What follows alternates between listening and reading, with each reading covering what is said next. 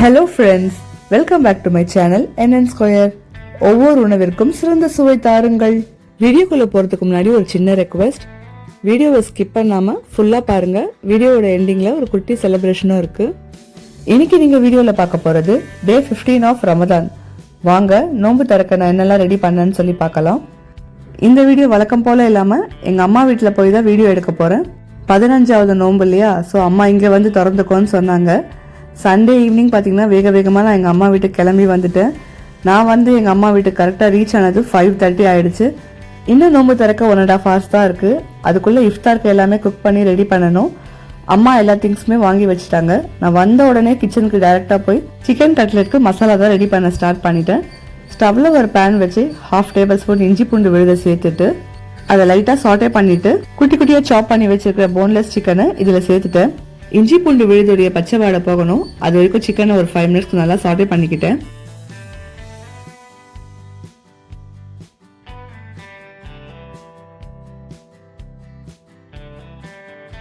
இப்போ சிக்கன் நல்லா சாட்டே ஆயிடுச்சு. இந்த ஸ்டேஜில் நான் ஒரு கேரட்டை துருவி வச்சிருக்கேன். அதை எடுத்து இப்போ உள்ளே ஆட் பண்ணிக்கிறேன். நான் இன்னைக்கு கேரட் மட்டும்தான் ஆட் பண்ணியிருக்கேன். உங்களுக்கு என்ன வெஜிடபிள்ஸ் வேணுமோ நீங்கள் ஆட் பண்ணிக்கலாம். ஒரு வெங்காயத்தை பொடிசாக சாப் பண்ணி அதுவும் ஆட் பண்ணிவிட்டு தேவையான அளவு சால்ட், உங்களுடைய காரத்துக்கு ஏற்ற மாதிரி மிளகாய் தூள் ஆட் பண்ணிக்கோங்க. இன்னைக்கு நான் 2 tablespoon மிளகாய் தூள், அப்புறம் 1/4 tablespoon கரம் மசாலா எல்லாத்தையுமே சேர்த்து ஒரு 5 minutesக்கு நல்லா சாட்டே பண்ணிக்கலாம். முக்கியமாக சிக்கனில் தண்ணி ஆட் பண்ணவே கூடாது. ஆல்ரெடி சிக்கன்ல இருந்து தண்ணி வரும். இந்த மாதிரி நல்லா சாட்டே பண்ணி அதை கூட நல்லா ட்ரை பண்ணிக்கோங்க. இல்லைனா நீங்கள் பிரெட்ல ஸ்டஃப் பண்ணி ஃப்ரை பண்ணும்போது ஆயிலில் போடும்போது மசாலா எல்லாமே வெளியில் வந்துடும்.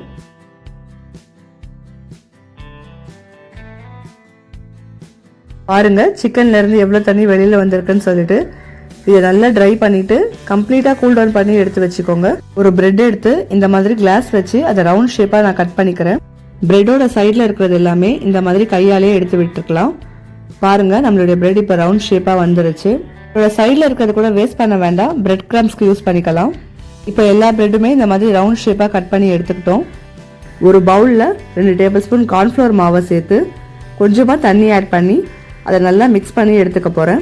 நல்லா கட்டி இல்லாமல் கரைச்சிக்கோங்க. அப்போ தான் நம்ம டிப் பண்ணி ஃப்ரை பண்ணும் போது நல்லாயிருக்கும். நல்லா இந்த கன்சிஸ்டன்சியில் கரைச்சிக்கோங்க. இப்போ நம்ம பிரெட் கிரம்ஸ் கூட ரெடி பண்ணிட்டோம். பாருங்கள் எவ்வளோ ஃபைன் பவுடராக அரைச்சிட்டு வந்துட்டோம்னு சொல்லிட்டு. இப்போ ஒரு பிரெட் எடுத்து நம்ம ஆல்ரெடி செஞ்சு வச்சிருக்கிற சிக்கன் மசாலாவை இது உள்ளே வச்சு ஸ்டஃப் பண்ணிடலாம். ரொம்ப அதிகமாக வச்சிடாதீங்க, அப்புறமா க்ளோஸ் பண்ண முடியாது. எவ்வளோ வேணுமோ அவ்வளோ வச்சுட்டு இந்த மாதிரி கார்னர்ஸில் நம்ம கரைச்சி வச்சிருக்கிற கார்ன்ஃப்ளவர் மாவை இப்படி அப்ளை பண்ணிக்கோங்க. இப்போ இன்னொரு பிரெட் எடுத்து அதுக்கு மேலே வச்சு இப்படி க்ளோஸ் பண்ணிக்கலாம். லைட்டாக ப்ரெஸ் பண்ணிட்டு நம்ம கார்ன்ஃப்ளவரில் டிப் பண்ணி பிரெட் கிரம்ஸை மேலே போட்டு இந்த மாதிரி செஞ்சு வச்சுக்கலாம். இது ஒரு 10 minutes மட்டும் வச்சுட்டு அதுக்கப்புறமா ஃப்ரை பண்ணிக்கலாம். இப்போ ஒரு பேனில் தேவையான அளவு ஆயில் சேர்த்துக்கோங்க. இன்னைக்கு நான் பிரெட் வச்சு ஒரு ஸ்வீட் செய்ய போகிறேன், ஷாஹி துக்குடி. அதுக்கு ஒரு பிரெட் எடுத்து இந்த மாதிரி 2 பாதியாக கட் பண்ணிட்டு அதை நல்லா ஃப்ரை பண்ணி எடுத்து வச்சுக்க போகிறேன். ஸ்டவ்வை மீடியம் ஃப்ளேமில் வச்சு தான் ஃப்ரை பண்ணணும், இல்லைனா இது சீக்கிரமாக கருகிடும். லைட்டாக ப்ரௌன் கலர் ஆன உடனே இதை வெளியில் எடுத்துடலாம். இப்போ இதை எடுத்து ஒரு ஓரமாக வச்சுக்கலாம்.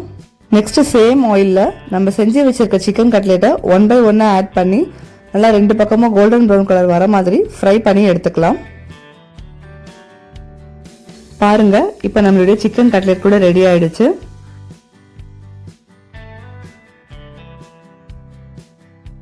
நெக்ஸ்ட் ஷாஹி துக்குடி ரெடி பண்ணுறதுக்கு நான் மலாய் தூத் தான் ரெடி பண்ணிக்க போகிறேன். அதுக்கு ஒரு பேனில் தேவையான அளவு பால் சேர்த்துக்கோங்க. பால் லைட்டாக சூடான உடனே 2 tablespoon பாதாம் மிக்ஸ் எடுத்து ஆட் பண்ணிக்கோங்க. இதை நல்லா மிக்ஸ் பண்ணி விட்டுருங்க.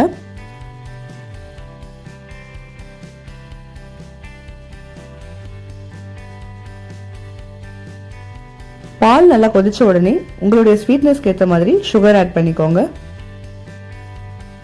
இப்போ இதையும் நல்லா மிக்ஸ் பண்ணிட்டே இருங்க ஒரு 5 minutesக்கு. பாருங்க பால் நல்லா கொதிச்சு ஆடை கட்டிட்டே வரும். அதை நல்லா மிக்ஸ் பண்ணிட்டே இருங்க இந்த மாதிரி.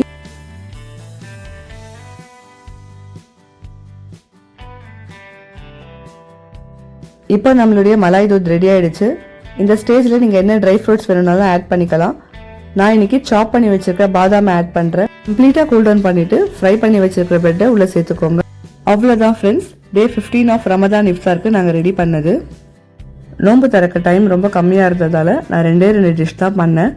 பட் அம்மா நான் வரதுக்கு முன்னாடியே உளுந்த வடையை செஞ்சுருந்தாங்க. ரோஸ் மில்க்கையும் கலந்து ஃப்ரிட்ஜில் வச்சுட்டாங்க.